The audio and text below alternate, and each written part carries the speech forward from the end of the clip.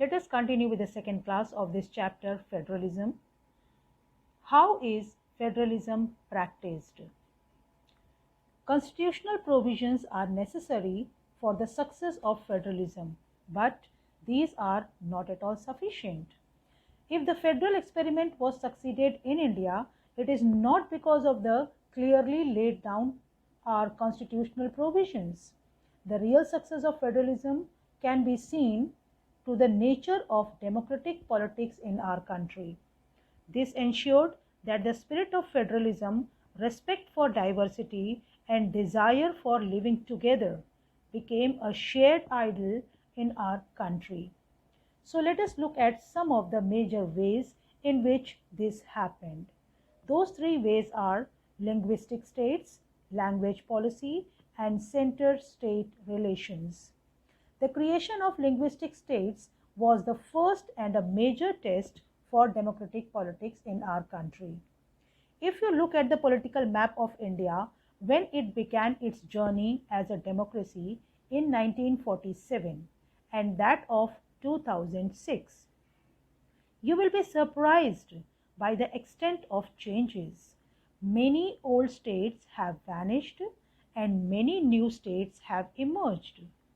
Areas, boundaries, and names of the states have been also changed. In 1947, the boundaries of several states were changed in order to create new states. This was done to ensure that people who spoke the same language lived in the same state. Some states were created not on the basis of language, but to recognize differences based on culture, ethnicity, or geography. These include states like Nagaland, Uttarakhand, Jharkhand, Chhattisgarh, and so on. When the demand for the formation of states on the basis of language was raised, some national leaders feared that it would lead to disintegration of the country. The central government resisted linguistic states for some time, but the experience has shown that the formation of linguistic states has actually made the country more united. So it has also made administration easier. Our next aspect is language policy. No national language has been no national language is there in our country. Beside that, scheduled languages have been made. Spread of Hindi with the Caucasian approach was there, and the language policy of Sri Lanka. Let us go through with these content. So there is no national language in our country. Our constitution did not give the status of national language to any one language. Hindi was identified as the official language, but Hindi is the mother tongue of only about 40% of Indians. Therefore, there were many safeguards to protect other languages. There are languages which have been referred as scheduled languages. Beside Hindi, there are 22 other languages recognized as scheduled languages by the Constitution. A candidate in an examination conducted for the central government position like IAS and PCS, UPSC examinations may opt to take the examination in any of these 22 languages. States too have their own official languages. Much of the government work takes place in the official language of the concerned state. Beside that, spread of Hindi with Caucasian approach. Unlike Sri Lanka, the leaders of our country adopted a very cautious attitude in spreading the use of Hindi. According to the Constitution, the use of English for official purpose was to stop in 1965. However, many non-Hindi speaking states demanded that the use of English should be continued. In Tamil Nadu, this movement took a violent form even. The central government thus responded by agreeing to continue the use of English along with Hindi for official purposes. That is the reason nowadays, children, you would have seen that all the government work is done in English as well as Hindi language, because these two languages are the official language. Promotion of Hindi continues to be the official policy of the Government of India. Promotion does not mean that the central government can impose Hindi on states where people speak in different languages. Language policy of Sri Lanka. Let's see what was the language policy of Sri Lanka. In 1956, when the act was passed, we studied in the previous chapter, an act was passed by the Sri Lankan government to recognize Sinhala as the only official language, whereas in case of India, the government agreed to continue the use of English along with Hindi for official purposes. So here we can say that India has promoted the various other languages also. So how many languages do we have in India? The answer depends on how one counts it. The latest information that we have is from the Census of India held in 1991. This census recorded more than 1500 distinct languages which people mentioned as their mother tongues. These languages were grouped together under some major languages. Of those some languages, 22 languages are now included in the 8th schedule of Indian Constitution and are therefore called as the scheduled languages. Other languages are called as non-scheduled languages. A look at the enclosed table makes it clear that no one language is the mother tongue of the majority of our population. The largest language, Hindi, is the mother tongue of only about 40% of Indians. Now let us move to the third aspect, center-state relation. India is a federal country and it has governments of both central and state levels. After independence, there were only few parties which formed governments at the center and the state levels. When rival parties formed the government at the state level, the central government tried to misuse its power by dismissing the state government, and this weakened the federal spirit of our constitution. However, all this changed significantly after 1990. This period saw the rise of regional political parties in many states of the country, and this also marked as the beginning of coalition government.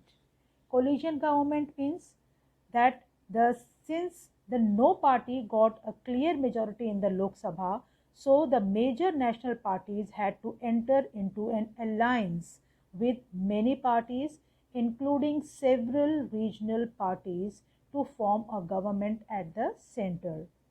This led to a new culture of power sharing and respect for the autonomy of the state governments. And this trend was supported by a major judgment of the Supreme Court also. So what do you mean by coalition government? When two or more parties formed the government at the center in the absence of a clear majority. And this trend led to a new era of power sharing and respecting the independent working of the state government.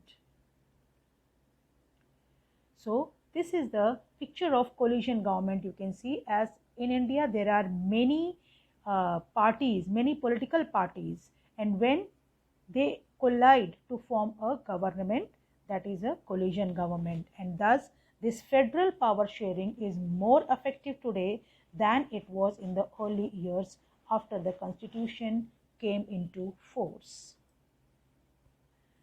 Now let us move to the last topic of the chapter, that is decentralization in India. When power is taken away from the central government and the state government, some powers are taken from the central government and some powers are taken from the state government and given to the local government. It is called decentralization. Now, what was the basic idea behind decentralization or behind making the third tier, that is a local self-government? The main reason behind this was the basic idea behind decentralization is that there are a large number of problems and issues which are best settled at the local level. The local people are much aware about their problems, so some local or the small form of political organization was to be set up. This was the main reason. Secondly, people have better knowledge of problems in their localities. They also have better ideas on where to spend money and how to manage things more efficiently. Besides, at the local level, it is possible for the people to directly participate in decision making. This helps to inculcate a habit of democratic participation. Local government is the best way to release one important principle of democracy, namely local self-government. The need for decentralization was recognized in our constitution, so ultimately it was done. Since then, there have been several attempts to decentralize power to the level of the village and towns. Panchayats in the villages and municipalities in urban areas were set up in all the states, but were directly under the control of state government, and elections to these local governments were not held regularly. So, the local governments did not have any power or resources of their own. Thus, there was a very little decentralization in effective terms in reality. So, a major step towards decentralization was to be taken in 1992. So, what were the changes or what were the amendments which were done in the constitution to make this third tier of democracy more powerful and effective? The first, although there were many changes, but here we will study the 5 changes. Now, it is constitutionally mandatory to hold regular elections to local government bodies. Secondly, seats were to be reserved in the elected bodies and the executive heads of these institutions for the scheduled caste, scheduled tribes and other backward classes.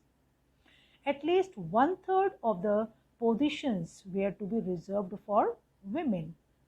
An independent institution called the State Election Commission has to be created in each state to conduct panchayat and municipal elections. The state governments are required to share some powers and revenue with local government bodies. The nature of sharing varies from state to state because the states also differ with each other. So, this rural local government, some amendments which were done in this decentralization. Now, we will see the 2 different aspects, that is the rural local government and the urban local government. The rural local government is called as an Panchayati Raj system. This rural local government or the Panchayati Raj system, it has the 3 parts, that is Gram Panchayat, Panchayat Samiti and Zilla Parishad. At the village level, the Gram Panchayat, it is formed by the Gram Sabha members, and all the members of the village, all the citizens of the village who are above 18 years, they form a council and they become a member of Gram Sabha. So, all the members above 18 years in a village are the members of Gram Sabha. This Gram Sabha elects their president or the Sarpanch. So, this council consisting of several ward members, often called as Panch, and a president or a Sarpanch. They are directly elected by all the adult population living in that ward or village. It is the decision-making body for the entire village. The panchayat works under the overall supervision of the Gram Sabha, and all the voters in the village are its members. It has to meet at least twice or thrice in a year to approve the annual budget of the Gram Panchayat and to review the performance of the Gram Panchayat. The second level comes block level. The local government structure goes right up to the district level, and a few Gram Panchayats are grouped together to form what is usually called as a block level, or it is also named as a Panchayat Samiti or Mandal. The members of this representative body are elected by all the panchayat members in that area, and all the panchayat samitis or mandals in a district together, they constitute the Jila Parishad. The head of this block samiti is named as BDO, Block Development Officer. Next comes to the district. The Jila Parishad is the district, and in the district, the Jila Parishad, most members of the Jila Parishad are elected, members of the Lok Sabha and member of Legislative Assembly of that district, and some other officials of other district level bodies are also its members. Jila Parishad chairperson is the political head of the Jila Parishad. Similarly, in the urban areas also, the local government bodies are functional. In the local government bodies exist for urban area, those are named as municipal corporation and municipalities or municipal committees. You can call it as municipal committee or municipality even. Municipal corporation, it is meant for bigger cities, as our Kanpur comes in a municipal corporation. The mayor is the head of the corporation. It has more powers and sources of revenue, and it deals directly with the state government. Municipal committee or municipality, it is meant for smaller cities. The chairperson or the president is the head of the committee, and it has comparatively less powers and sources of revenue, and it deals with the state government through the district administration. So here the chapter is over.